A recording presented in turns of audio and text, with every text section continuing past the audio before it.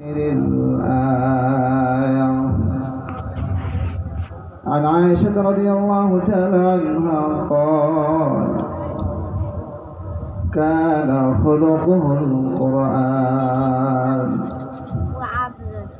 وكما قال عليه الصلاة والسلام رب কারিমের দরবারে লাখ শুকর যে মহান রব্বুল আলামিন আমাদেরকে সিরাত নবীজির জীবন আদর্শ সম্পর্কে কিছু কথা বলার জন্য এবং আপনাদেরকে শোনার জন্য বসার তৌফিক দান করেছেন। এই জন্য আমরা অন্তরস্থল থেকে শুকরিয়া আদায় করে শুকরিয়া বলে আলহামদুলিল্লাহ। রাসূল করিম সাল্লাল্লাহু আলাইহি ওয়াসাল্লামের জীবন কোন কবি, কোন বক্তা, কেউ নবীজির জীবন আদর্শ বক্তব্য দিয়ে বয়ান করে কবিতার মাধ্যমে হামদ নাতে রাসূল সাল্লাল্লাহু আলাইহি ওয়াসাল্লামের পেশের মাধ্যমে শেষ করতে পারবে না। অর্থাৎ নবীজির আগমন থেকে নিয়ে কিয়ামত পর্যন্ত নবীজির গুণগান এবং আল্লাহ পাক রব্বুল আলামিনের আলোচনা চলবে।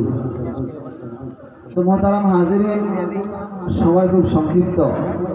রাসূল করিম সাল্লাল্লাহু আলাইহি ওয়াসাল্লামের জীবন মূলত দুই ভাগে বিভক্ত।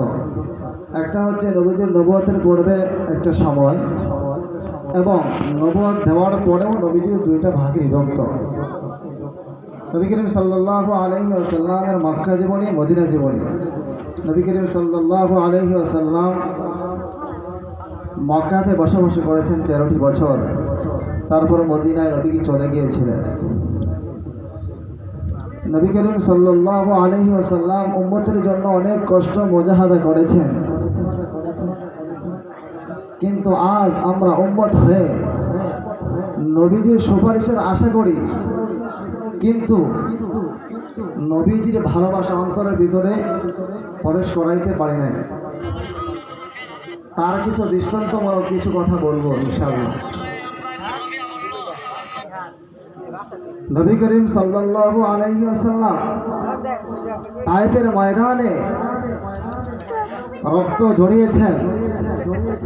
উহুদের প্রান্তরে নবীজির দান্দান মোবারক শাহাদাত বরণ করেছেন, শহীদ করেছেন, শুধু এই উম্মতের ভালোবাসার কারণে। যখন নবীজি দান্দান মোবারক শহীদ হয়েছিল উহুদের প্রান্তরে, তখন জিবরাইল আলাইহিস সালাতু ওয়াস সালাম নবীজিকে বলেছিলেন যে তাদেরকে আমি চাপা দিয়ে মেরে ফেলি, কিন্তু নবীজি বলেছিলেন এরা বুঝে না, কিন্তু হতে পারে তাদের সন্তানরা বুঝতে পারবে।